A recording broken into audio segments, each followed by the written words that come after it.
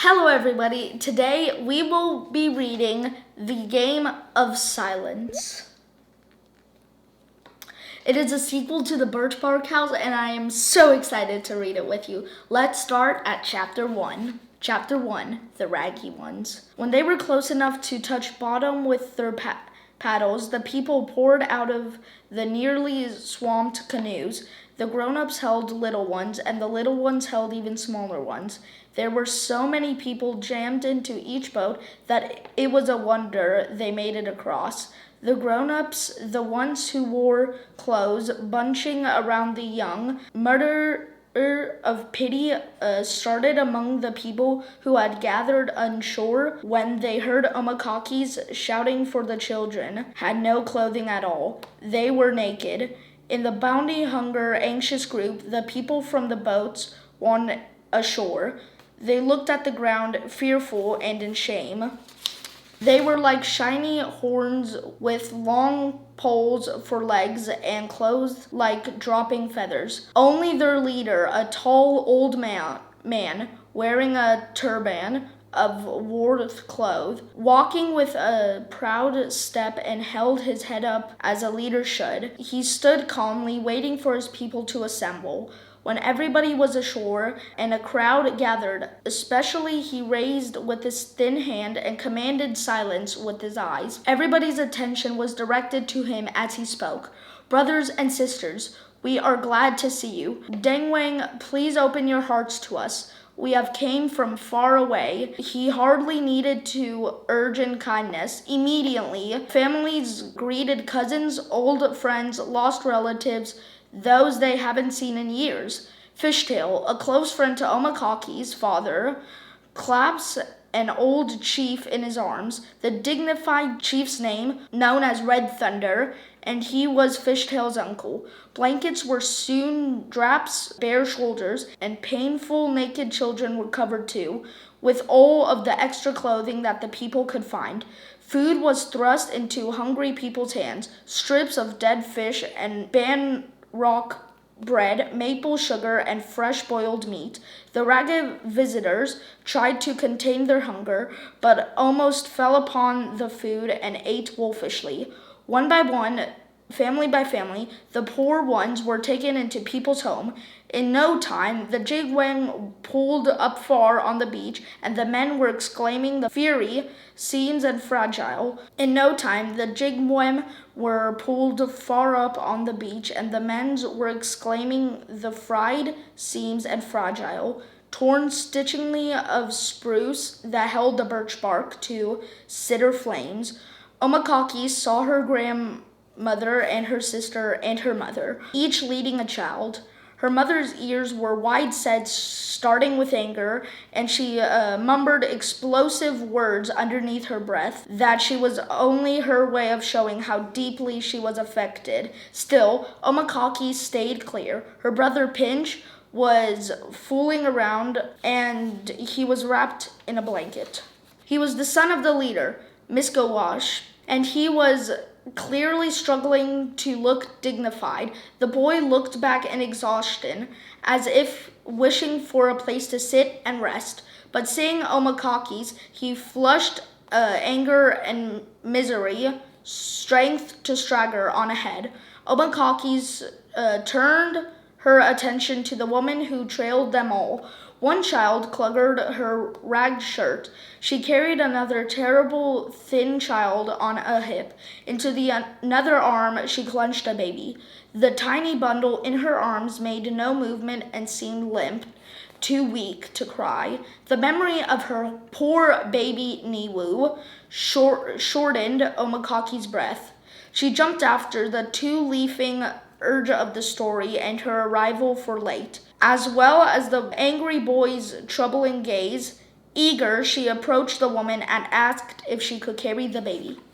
The woman handed the poor little bundle with a tired sigh.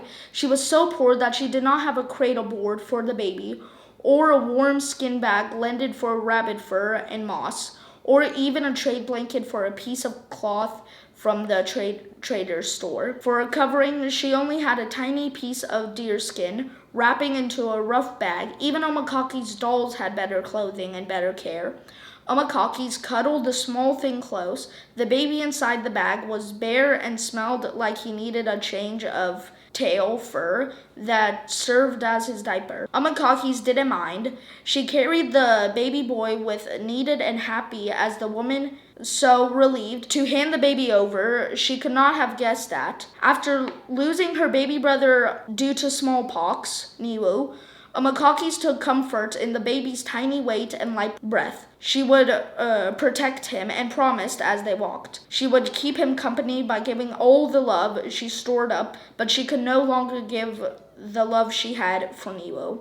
The baby peered watchfully into the eyes, tiny, through, and helpless. He seemed determined to live. With the sigh, he rotted for milk, for something, anything. Not did she. Omakakis hurried toward the camp. An angry boy with long sticks as legs, a frown face, sat next to Pinch by the fire. He glared up when Omakakis entered the clearing, but when his whole attention returned to the bowl of the stew in his hands, he stared into it, tense as an animal.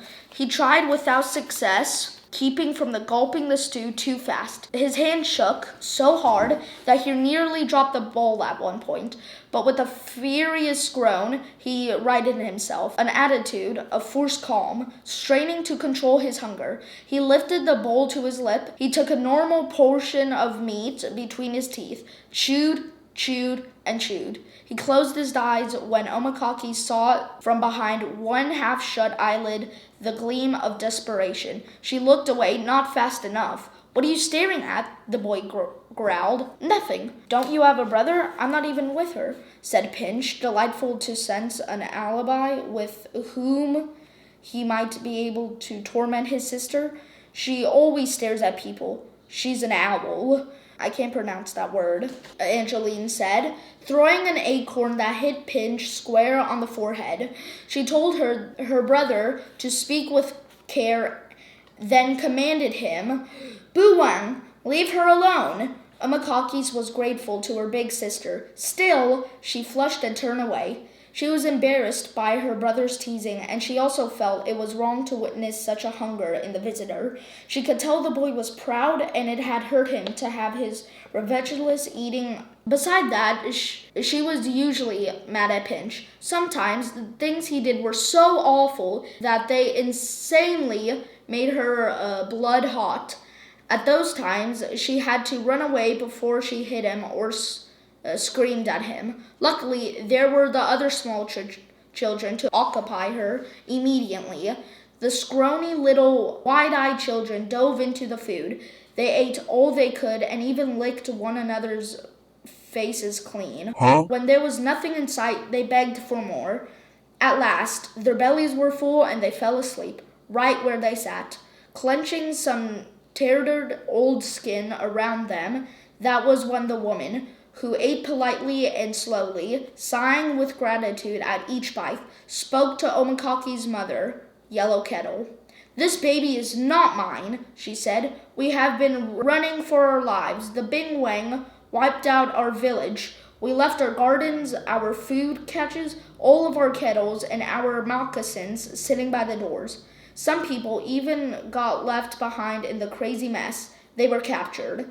That is why we have nothing. I didn't know what happened to this baby's mother and father." Omakaki's eyes filled with burning tears. She held the baby closer and she only let him go when Mama told her to. With a cooking lullaby and a cup of warm milk, took the baby to fade. That was how Omakaki gained a brother that day, and the cousin too, for the angry boy with boiling eyes went to live. At the camp that included her Aunt Muskrat and Uncles Albert La Prucha, as well as her girl cousin and her father's friend Fishtail. The baby, frustrated, he was very different from Nilo, and that was good, said Yellow Kettle. From the baby was his own little person. He had his very own spirit and shouldn't be confused with the other. She, of course, never said the name of Niwu because to say their names, they would attract the spirits of the dead, even bringing them back to visit the living. It was better to just even let the most loved ones go along on their journey to the next world. Anyway, this baby soon stopped remembering anyone of anybody but himself, for he was the clever-eyed with the witchful face and with the sharp bowl of his mouth that he led in a quizzling line. Mama loved to hold him and sing to him. While looking into his eyes, he needed to hear her baby songs. Getting used to her voices, she said, but Omakakis, those arms, ached to hold the baby too. Understood that Mama needed to hold the new little one for her healing. Mama even put this baby to her breast and let him nurse. After a while, she said, the baby would cause her to remember how to make milk. When that happened, said Mama with a gentle and confident look at the baby's painful legs and arms, the baby would rapidly grow fat. Omakakis quickly made a new baby brother a cradle board, bending a soaked piece of ash for the head guard and scraping of a soft piece of fragment, center smooth from the back. Newcomers bent two thick bands to hold him against a soft cushion, as it was just like the right time of the year when the heads of the cattails explodes into puffy sticks. Omakakis packed bags of cattail fluff to use as diapers. Once the baby was set inside the sack of the cradle board, he seemed to appear his new security and fell instantly asleep, but not for long. Whenever Omakakis turned around from her work, she see the baby watching her with such close attention that it seemed as though he was memorizing her every move.